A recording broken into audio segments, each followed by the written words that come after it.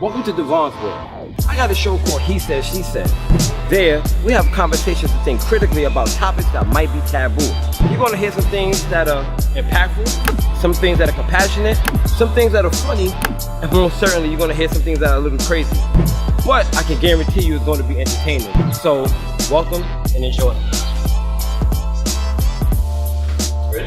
All right, he's ready, and now I'm gonna tell you guys that this is Devon's World, and this show is called He Said, She Said. We should have had conversations with your mammy with the house dress, but we're having them here. So, we're going to start talking about, kind of similar to some offline conversations that we've had, ego.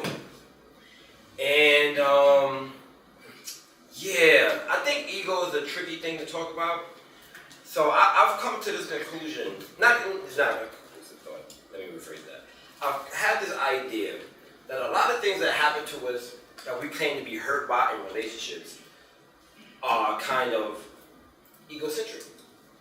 I'll give a quick story. A long time ago, my ex was asking me to watch my daughter, but I was going to a funeral, and she said, leave the funeral earlier, so you can come get your kid. Now, mind you, at the time, she was staying with me a lot, and so it wasn't like I was an absent dad. She was with me most of the time. I was very upset. I called one of my friends, and she was very upset too. I called my grandmother on the phone, and she laughed. I was upset. Why are you laughing? She said, well, because she doesn't understand. She doesn't understand what you went through. She doesn't understand what you're going through. She just doesn't understand the nature of a loss like that, so don't pay any mind.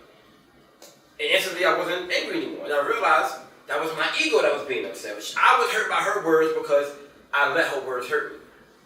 So, I'm going to kind of ask everyone here, right? If someone cheats on you, is it your fault that you're hurt? Okay. So as a person, I've been cheated on, right? And it was pretty bad. When you really think about it, so the way I think about cheating is there are things that I did to lead up to that point, and there were things that she did to lead up to that point, right?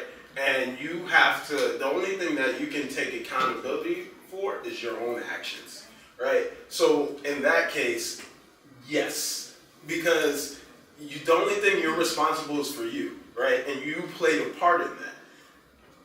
Her making the decision or he making the decision, that's on them. That's the result. But you can only be accountable for what you did and really take a hard look about what you did. And yeah, a lot of the stuff that I did was purely ego. Like, she would do something that I didn't like, so my ego defense mechanism would kick in to retaliate. And that's what happened until it escalated to the point where she stepped out, right? And after like the whole breakup, I really had to sit down and really think about all the things that I did to lead up to that point. And you have to take responsibility for that. So to answer the question, yeah. I mean, I think said it's your fault for being hurt. Mm-hmm. Can we all control our emotions like that, where we can decide whether or not we're going to be hurt if we are in a committed relationship with someone and they cheat on us and then we're hurt by that? maybe not instantaneously, no. Yeah. But It I takes think work. there comes a time when you reflect and you take, like you said, you take responsibility for your own actions. Because there's nothing I can do to stop somebody from cheating on me. Mm-hmm. If they want to do it, they want to do it. And that is not that's not a reflection of my behavior. Yeah. That's their stuff, right? I can only own, like you said, what I do. And if I say, you know what, I'm not going to forgive you, and if I do take them back, I'm going to give them hell, and I'm going to do this, I'm going to do that. That is my ego. Mm-hmm. So and there's no room for ego in love. It's your fault for staying hurt, but not for being hurt. Well, I argue that hurt, right, is like a pain that was inflicted on you by someone or something else. Someone else or something else that lingers that you have scars from afterwards. My argument and pushback is that if you look at the person's actions and compartmentalize the actions, that's what they did. And not take it personally. Right, and not take it personal, because you're going to be upset that they broke whatever commitment or fidelity you guys had in place. Mm-hmm. But that's what you're really mad at. You're mad because someone did something that you didn't like. That's all ego. That's all ego. You're mad because this person who made a commitment broke their commitment to you and stepped out. But what you have to realize is, and it took me a while to realize it, when you're in a relationship, you don't own the other person. The person can literally leave at any time. Because they made a commitment to you, they made that commitment to you. But those are just words. Actions have to be shown, things have to be done, trust has to be built, etc., etc. But when it really breaks it down, like, you don't own that person doesn't own you. So if you wanted to go cheat, if you decided, I want to go cheat, you can. And they can't do anything to stop you, really. Backpage. I want to say, I can't say I was knowingly cheated on. However, addressing the issue of ego, ego is defined as a person's sense of self. A lot of us men, if we will openly be honest, we're legends in our own. You know, we think that we are the greatest thing that ever lived. You feel me? And the hurt and pain comes from the astonishment that You don't think so? This happened to me? Like the great talk, how fucking yeah. You feel me? But it's an illusion. It's all made up of what I falsely think about myself. And instead of being humble, I think I'm that dude. You feel me? So when certain things transpire, I'm more shocked than I am hurt because I never thought it could happen because I'm that guy, according to me. So her stepping out or her being affiliated with somebody else is like, hold on, you mean to tell me he's that guy now? So now it's the ego thing is my sense of self versus, you know, how he portrays himself or how I view him. Especially if he doesn't have as much money as I have. If he doesn't have as much charisma, if he doesn't have as much intelligence, if he can't put two cents together, it's like, yo, you fucked him. You feel me? Because I'm comparing, it's like, how did he get it? Yeah. I'm the great fucking dog. How did he get it? That is so real. That's what That is so real. That's what really affects me. And I think another thing is too, ego is, right, self. But how often do we see our reflections of ourselves in our mate? Such that if they do something wrong, we're hurt. Because it's like, why would you do that? Even with our children. I'm lost. I'm genuinely lost. So we're married. You step out. I find out I'm hurt because the commitment that we made, that you told me, that my hurt is my ego, and I guess I'm just not really grasping this concept because if we made that commitment and you step out, how is that? Like, explain that to me. How is that my ego? Well, I think that some people have a false sense of certain things could never happen, right? From when I was little, they taught me Murphy's Law. Anything that can happen will, right? Some people walk along life thinking it could never happen to me. So it's more like astonishment. Like, I'm devastated. How could this happen to me? But the question is, how could it not happen to you? You're human. Like, everybody is capable of doing anything at any given time. But I lied to you. I told you I would never do X, Y, Z, and you believed it. So now I would think that you would feel kind of silly for believing me. Because it's like, I believe this motherfucker. All the shit he said he would never do, I believed him. You know what I'm saying? So now you got to question your judgment in me, your choice in a mate, because you chose me. You allowed me in. So now my actions, what I did, and you believed that I wouldn't do it, now you have to question your overall thinking about your choice in me and maybe in men in general. Yep. And it's deep because it's one of those things where it's like you really sit with it and it's like, damn. This is me. That's a mirror. That is a mirror. Regardless of how I may be feeling right now, she did that to me. So what she did is technically a reflection of me. Even though indirectly she made that choice.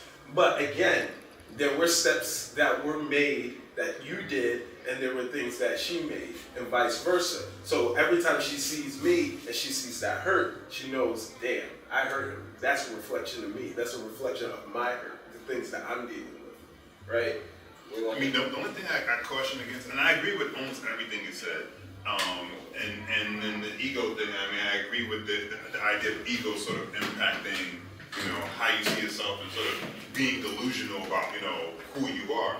But I think when we sort of take some of the responsibility, sometimes we do it in a way that's delusional. You know what I mean? We do it in a way where we don't leave room for us to really be our best selves. So you can take you can take the L, but you don't leave room for you to create better relationships for yourself. I think that's very, very possible when you're dealing with the hurt. And I think it's challenging when someone does you dirty, you have to say to yourself, okay, to the extent that I can see them in myself, how am I able to forgive them? How am I able to find a space where I can forgive them? Not only so that they're better, but so that I'm in a space where I have the wherewithal to find better for myself. So I'm not dragging that burden with me when I go into the next relationship. So I'm not insecure in a certain way where I'm worried that that's going to happen to me again, right? So I have to be able to forgive them and let that go. And I have to also be able to say, okay, what do I need? What do I want for myself now? What do I want and what do I need? And how do I create the circumstances to get those things? I think those aren't ego-related things, and I think it's not based on you. It's not based on you sort of creating a grandiose sort of image of yourself, but realizing that these are the gifts that I have. These are the ways that I have something to offer the world. How do I actually leverage that for me? That's completely I'm ego. saying, I'm That's a not, That question. is ego. To- No, to- I'm right. but Okay, what I was okay. gonna say is like, so there's ego that can be too proud, obviously, and then there's ego, because we all have one, right? We also have to keep it in check and try to balance that. But I've gotten jobs based on my ego. I walk in and I act like I own the place. And you know what? I got the job. So that's how you kind of use it to your advantage. But then there are certain places where ego shouldn't be. Like there's, and I said before, it's like you really have to check your ego when you're in a relationship and you're under love. There is no ego in love. It's a matter of, yes, you get to feel hurt. You get to feel all of these things, but continuing to drag it out, and I'm guilty of it. I've done it. Is when you really sit back and think about it, it's like, I'm really just trying to hurt him back. And that's because of my ego. I need to heal myself.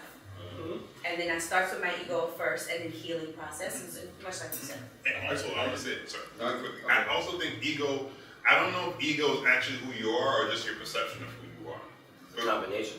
Yeah, and because I'll say like who you are, it doesn't just take you to find out who you are. It takes a community to find out who you are. There are people who see elements of you that you just can't see. Right? What did I just say? I said you see a reflection of yourself in other people. Yeah, and That's part of yeah, ego. it's a point that I was. I want the way you asked the question, it was assumed that women will cheat because of something that a man did. Now, we all know that there are a bunch of women that will say, I was a good woman, didn't do anything wrong, and then the man cheated. Now, my question to the ladies, y'all would know better than I. Does a woman have to be done dirty? Does a man have to do something for a woman to cheat? And if not, then the relation, whatever she did has nothing to do with him.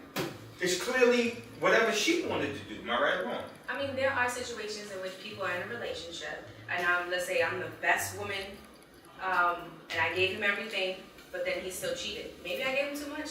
And I'm not trying to find excuses for my reason. That's his thing. You know what I'm saying? So the flip side is, with a man, he's the best man, he's an excellent dad, everything. She's just a wild child, or she just wants to do her. And she did it. It has nothing to do with him. You know, the interesting thing is that I think people can cheat, break fidelity, and not even be the person that you would think would do it. I think it could be the case where folks are just in a space where they haven't fully explored themselves. They find themselves in a situation like, oh snap, I'm taking the best. So are you hurt or are you surprised? And they're probably surprised. But I think the partner who feels like they were cheated on, right? Is that their fault? It's not their fault, No. right? But I think where the blame, or if there's any blame to be given, it's in a space where you've had conversations, where you've had to explore who you are and who the other person is. And where you're not doing that self-exploration, or you're not doing that collective exploration, you're not going to know that, oh snap, this can happen. If you don't have that elder, and when I say elder, I mean like someone who's been where you haven't been, to sort of guide you. Are we naive to just think it can't? Without the conversation. I mean, Because anything can happen. Listen, that naive thing, that was me. I was like, nah, it's not possible. And then when it happens, oh man, your world completely collapses. The foundation that you were standing on, you realize that It was hollow. it was built on shit. And that's So that's a whole- question to ask. That's like, the does everybody cheat? whole. What? That's another question to ask. Does everyone cheat? Not me. Yes. So, anyway, No. that was another great episode of Devon's World. Don't stop watching. I have nothing good to say after this one. It was good. All my good stuff is over.